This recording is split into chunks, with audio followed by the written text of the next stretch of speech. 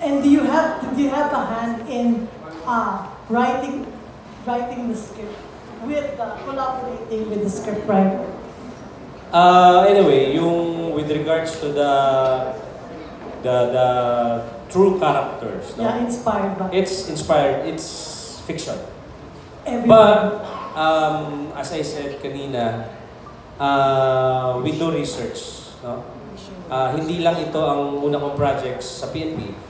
Yes. Na yung film na, I have a film, yung past film ko na Badge of Honor, na we do research para sa mga character. Kasi why? Bakit chinuse ko yung SWAT? By the way, yung story nito sa akin. That's why story and directed by. Chinuse ko yung SWAT kasi wala pa namang masyadong movie na PNP all about SWAT. Wala pa eh. Kahit i-research natin, wala pa. So, sabi ko, bakit hindi natin i-choose ang SWAT? Kasi special weapons and tactics, no? But hindi natin i-show off ang kanilang capability when it comes pagdating sa mga high level 2 or level 3 crimes, yung hostage, yung bank robbery, etc. But hindi namin i-show off. So, that's why nag-collaborate kami ng screenwriter ko na si Edrin Veloso, no? And in the long run, ang dami nang pumasok na mga characters, no? In the long run, from SWAT, CDG, HPG, AODK9, hanggang siguro ilang unit na itong pumasok na character sa amin, pati maritime, no? Maritime group ng PNP. Kaya yan yung pinuntahan. Pagdating sa story, fiction siya, pero maganda yung ating pagkagawa ng story. So panoorin niyo po sana ito. Yan lang po naman. Yan lang po. Thank you. Alright, thanks. You, the cast. Yes. Yeah, exactly. How did you exactly feel when the role was first offered to you? Did you have second thoughts of portraying the character? Para mga ilang shows and movies yung ginawa ko na sunod-sunod na kontrabida yung ginagawa ko. Hindi ko alam kung natatypecast na ba ako pero lagi akong masama. Pero sobrang fresh nito sa akin na I'm playing a very honorable role, isang police, bayani natin bayan. So napaka-happy and proud na napili akong maging parte ng movie nito. Bilang magwan po sa industriya, nakikita niyo naman po sa harap dito, ako yung talagang super honored and blessed na mapasama dito sa mga veteranong aktor. Hindi po ako nagdalawang isip, of course, because this is a dream role of mine. This is totally a dream and I didn't expect this to happen sooner. So, when this character is offered to me, I didn't hesitate. Well, in fact, nagkabangga yung schedule ko, flight ko to Europe, but I did cancel it just to prioritize this project. Hi, Ms. Lea. Yes, hesitations wala po. Una pong nakwento sa akin ni Direk yung script. He told me he told me about the character that I was gonna be playing. Na I was looking forward agad ako. Kasi syempre bukod sa masaya ang shoot talaga ng action and you get to represent our country's law enforcement. Talagang isang malaking karangalan. Gampanan yung mga ganitong klaseng role. Syempre magbigay ng inspirasyon din sa mga ibang tao. Syempre marami pong mga bata dyan na gusto ring maglingkod sa bayan natin. Pag nakita po nila yung pelikula, ay makakatulong po sa kanila na maging mas buo yung loob nila na gusto pa nilang pagsilbihan yung bansa natin. Thanks. Yes, ako po wala din po nung in-offer sa akin to ni Direk. Una po akala ko lang po talaga action and when he told me about the film po, I was really excited po na gawin because it's representing one of our, my character will represent one of the heroes who will defend our country. Kaya sobrang honor po talaga ako na naging parte po ako sa film na to. No second thoughts, huh?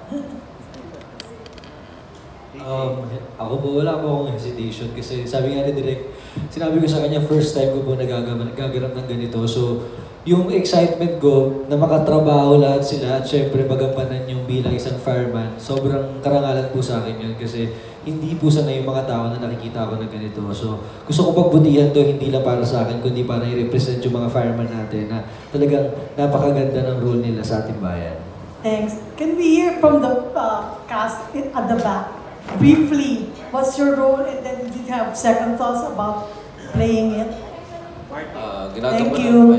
Salamat po. I'm playing Major Benitez dito sa film at timing lang din dahil itong mga nakaraang buwan ay sunod-sunod po yung pagganap ko sa comedy, sa gay role. At sakto na naghahanap ako o nangangarap ako ng ganitong character na naging totoo naman sa tulong po ni Direk Jose.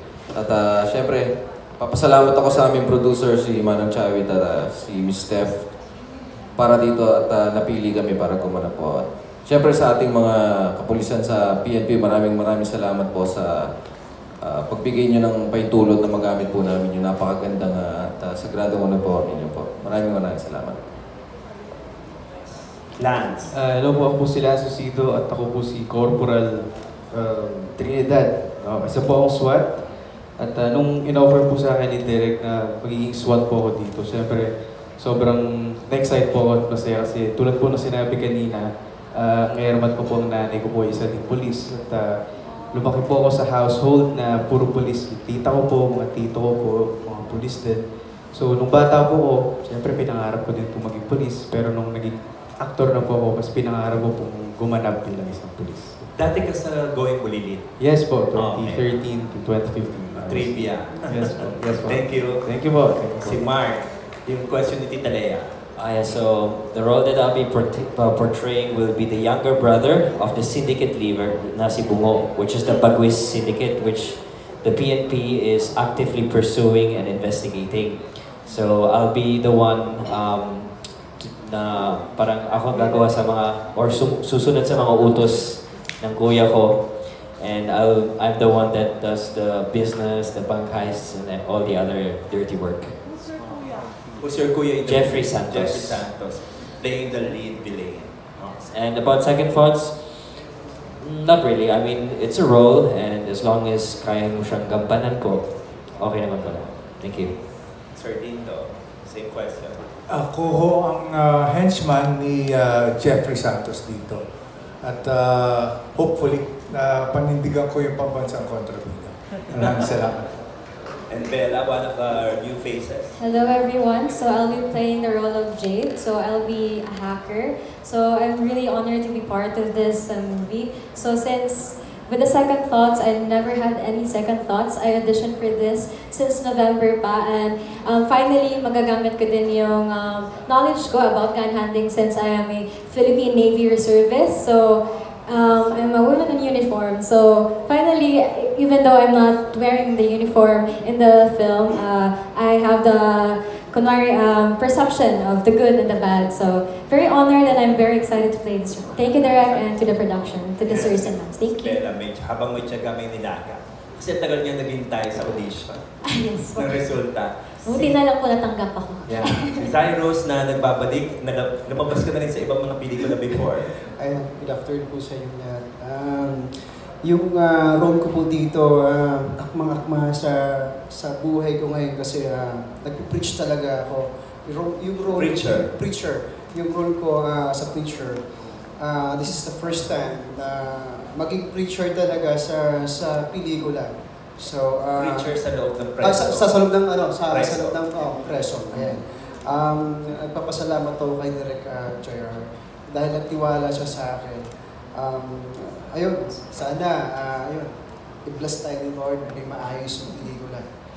Ayun, salamat po. Thank you, Cyrus. We're down to the last 2 to 3 questions para later on, pwede mag-one-on-one ng ating mga kaibigan sa press. We have a set of questions from PDB4.